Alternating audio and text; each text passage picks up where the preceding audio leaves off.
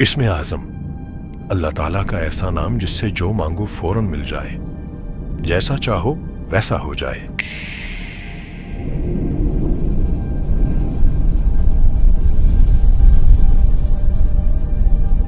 میں سوچتا تھا کہ جب مجھے اسم اعظم ملے گا تو میں اپنے لیے ایک بڑا محل بناؤں گا، ایسا محل جو نہ کبھی کسی انسان نے دیکھا ہو نہ کسی جن نے۔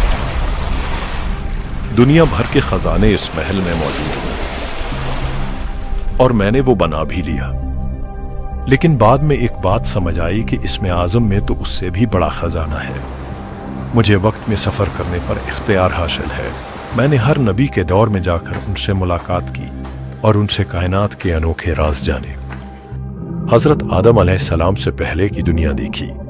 مجھ پر صدیوں میں اتنے راز کھلے ہیں کہ میں شاید کسی کو نہ بتا سکوں۔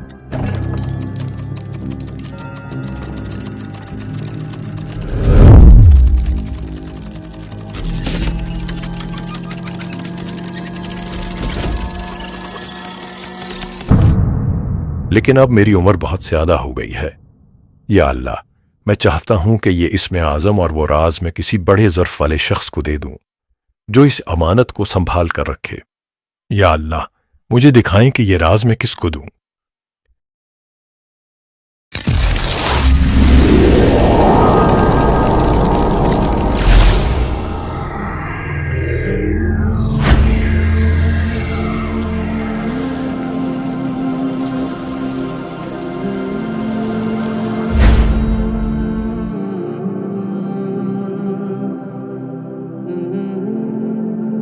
آئیے آئیے علامہ صاحب، آپ کا ہی انتظار تھا۔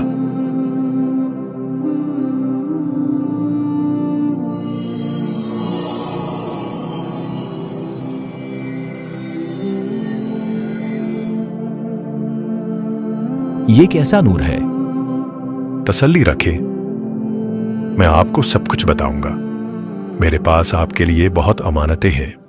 سب سے بڑا جو تحفہ ہے وہ اسم اعظم ہے۔ وہ اسم اعظم مجھے ایک صحابی جن سے ملا تھا۔ تم زندگی بھر اسم اعظم کے متلاشی رہے ہو۔ اگر تمہیں اسم اعظم کی تاثیر چاہیے تو اس کا ایک عمل ہے، بس وہ کر لو۔ اس کے بعد بس تم جب اس کو پڑھو گے، جو چاہو گے اللہ کے امر سے فوراً ویسا ہو جائے گا۔ لیکن ایک بات کا خیال رکھنا، اسم اعظم حاصل کرنے کے بعد جو دنیا تم پر کھلے گی اس کا اظہار ہر کسی سے نہیں کر سکو گے۔ ان رازوں کو چھپائے رکھنے کی کوشش کرنا۔ لیکن اگر زندگی میں کوئی ایسا ملے جس کا ظرف اتنا ہو کہ وہ یہ راز قدردانی سے لے سکے تو اس سے چھپانا مت۔ آپ نے مجھے اس راز کا اہل کیسے سمجھا؟ آپ تسلی رکھیں، میں آپ کو ہر بات کا جواب دوں گا اور ہر امانت آپ کو دوں گا۔ آپ نے بتایا کہ اسم اعظم کی برکت سے آپ کو وقت میں سفر کرنے پر اختیار حاصل ہے۔ میرا ایک سوال ہے، ماضی میں بہت سی بڑی ہستیوں کے ساتھ بہت بڑے حادثات ہوئے، تو ایسا کیوں نہیں کیا جاتا کہ ہم ماضی میں جا کر انہیں پہلے سے آنے والے حادثات سے آگاہ کر دیں؟ آپ کے اس سوال کے پیچھے کائنات کے کافی راز چھپے ہیں۔ میں نے ایک بار کوشش کی کہ میں ماضی میں جا کر ایک عظیم ہستی کو ان کی شہادت سے بچا لوں۔ جب میں وہاں پہنچا تو ایک انوکھا واقعہ ہوا۔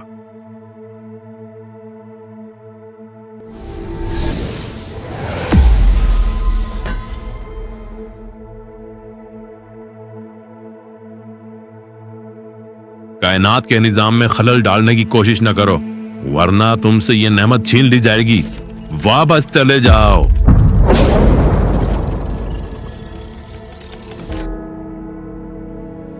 اللہ اکبر، اس کے پیچھے کیا راز ہے؟ اصل میں یہ وہ واقعات ہیں جو اللہ تعالیٰ کی طرف سے پہلے سے طے ہے۔ اللہ تعالیٰ کی منشا یہی ہے کہ انہیں ایسے ہی ہونا ہے، اور اپنے آپ کو اللہ تعالیٰ کی منشا پر راضی کر لینا ہی بہترین عمل ہے۔ جنہوں نے آپ کو وہاں روکا تھا وہ کون تھے؟ وہ تکوینی نظام کے لوگ تھے۔ دنیا میں آج تک جس کو بھی اسم اعظم ملا ہے اس کا تعلق تکوینی نظام سے ضرور ہوتا ہے۔ جب بھی کوئی انسان یا جن کسی ایسے عمل میں مداخلت کرے جو کہ اللہ تعالیٰ کی منشا کے خلاف ہے تو ان ہستیوں کی ذمہ داری ہے کہ وہ اس کا سدباب کریں، چاہے وہ ماضی کا ہے یا مستقبل کا۔ مثلاً اللہ تعالیٰ کی طرف سے پہلے سے طے ہے کہ حضرت عیسیٰ علیہ السلام نے اس مینار پر اترنا ہے۔ اب دنیا کی کوئی بھی طاقت اس مینار کو نقصان نہیں پہنچا سکتی۔ تکوینی نظام کے یہ رجال الغیب ہر وقت اس مینار کی حفاظت کرتے رہتے ہیں۔ تکوینی نظام چوتھی زمین سے چلتا ہے، ये जो जमीन हमें नजर आती है ये ऐसे नहीं है, बल्कि इसकी सतहें हैं और कुल 7 जमीनें हैं। आपको इसमें आज़म देने से पहले मैं चाहता हूं मैं आपको तकवीनी निज़ाम से जुड़े सारे राज बताऊं। आप मेरे साथ आएं, मैं आपको चौथी जमीन में ले जाता हूं।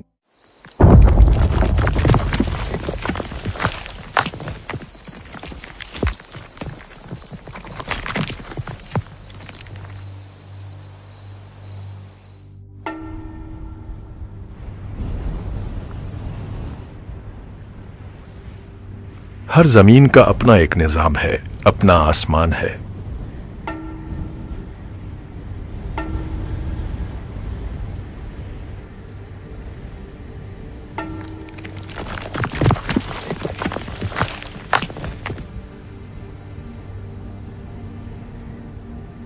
अद्दल हादी अद्दल हक लैसल हादी इल्ला हू। ये सामने जो आपको नजर आ रहे हैं ये औताद अद्दल है। हादी अद्दल चारों हक सिमतों के लैसल औताद, हादी हर सिमत इल्ला का हू। एक वदद है। अल्लाह के अमर से इन्हें निजाम आलम के बहुत से अमूर को चलाने की इजाजत है। अद्दल हादी अद्दल हक लैसल हादी इल्ला हू। मैंने इनका तस्करा पहले भी कहीं पढ़ा है। इनके नाम का एक तावीज़ है, जो बंदा अपनी कोई हाजत इस तावीज़ के नीचे लिखकर दरख्त से लटका दे तो वो हाजत पूरी हो जाती है। आप यकीनन इस तावीज़ की बात कर रहे होंगे। जी बिल्कुल। ये सामने क्या है? आइए मैं आपको बताता हूं। ये जो सामने आपको नजर आ रहे हैं ये वो हस्तियां हैं जिनके जिम्मे इन चीजों का फैसला करना है कि किसको कितना रिस्क मिलना है, किसको औलाद मिलनी है या किसकी जिंदगी में खुशहाली आनी है। जैसा ये किसी के लिए लिख देते हैं अल्लाह के अमर से वैसा हो जाता है। इस सारे तकवीनी निज़ाम में 40 हस्तियां या अब्दाल मौजूद होते हैं। बहुत से वज़ाइफ की तादाद 40 इन्हीं की निस्बत से रखी गई है। मैंने एक बार एक महफिल में अनोखा मंजर देखा। उस महफिल में एक मुखलिस मजमा बैठा 40,000 मरतबा सूरह इखलास पढ़ रहा था और इन हस्तियों को हदिया कर रहा था। और ये हस्तियां उस महफिल में शामिल थीं, और जो भी उस महफिल में जो हाजत लेकर बैठा था ये हस्तियां उनकी हाजतों पर कबूलियत के फैसले लिख रहे थे। सूरह इखलास का 40,000 का अमल भी इन्हीं की निस्बत से 40,000 मरतबा पढ़ा जाता है।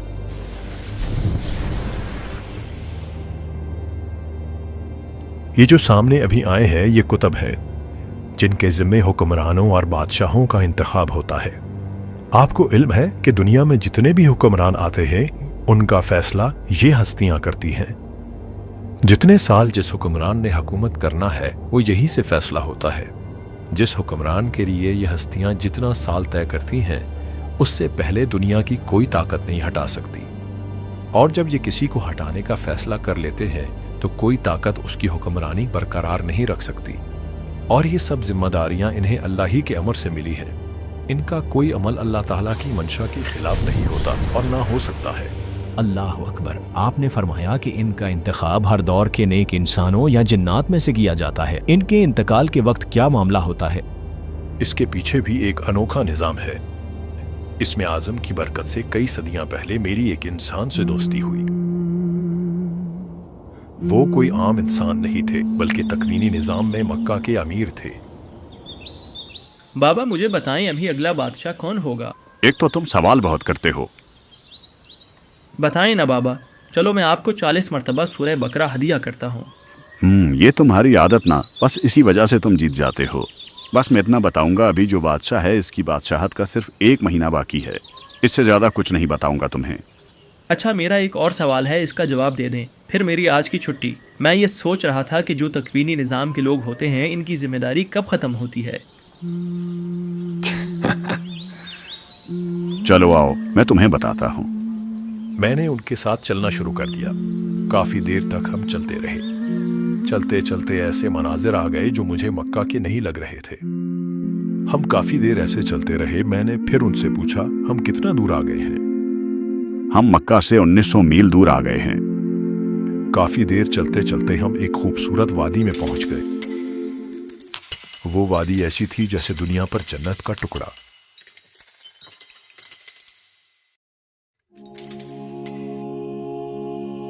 जवान, ये वादी दुनिया की नहीं है और ना ही ये जन्नत है। ये वादी अल्लाह ताला ने रिजालुल गैब के लिए बनाई है। जब अहले तकवीन रिजालुल गैब या अब्दाल में से किसी का आखिरी वक्त करीब होता है तो उसे कुछ दिन पहले उसकी खबर हो जाती है। वो इस जगह आ जाता है और ख़ुद को अल्लाह के हवाले कर देता है। मेरा वक्त आ गया है, मैं अब इस दुनिया से जा रहा हूँ। अल्लाह ने मेरा बदल पहले से बना दिया है। मैं 3 बातें तुम्हें कहता हूँ, इनके गवाह रहना। मैं अल्लाह ताला की तौहीद का कायल हूँ। हज़रत मोहम्मद सल्लल्लाहु अलैहि वसल्लम को आखिरी नबी मानता हूँ।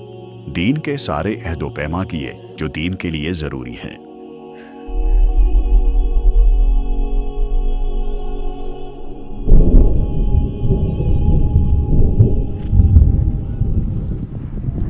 मैं अभी उनके दुख में रो ही रहा था कि मैंने देखा आसमान से एक रूहानी मखलूक आ रही है।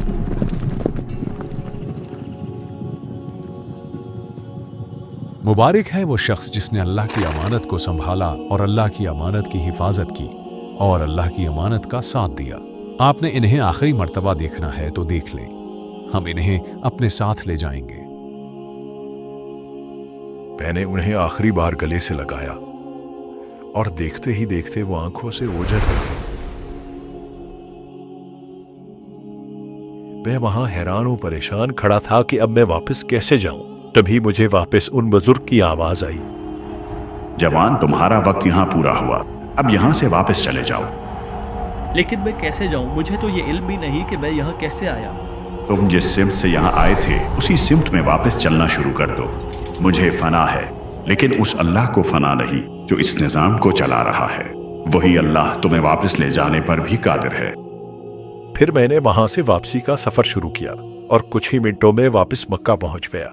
अल्लाह अकबर, आप इसमें आज़म के जितने कमालात बता रहे हैं, मेरी हैरत और तजस्सुस बढ़ता जा रहा है कि आप मुझे भी वो इसम बता दें। ये तो अभी कुछ भी नहीं है।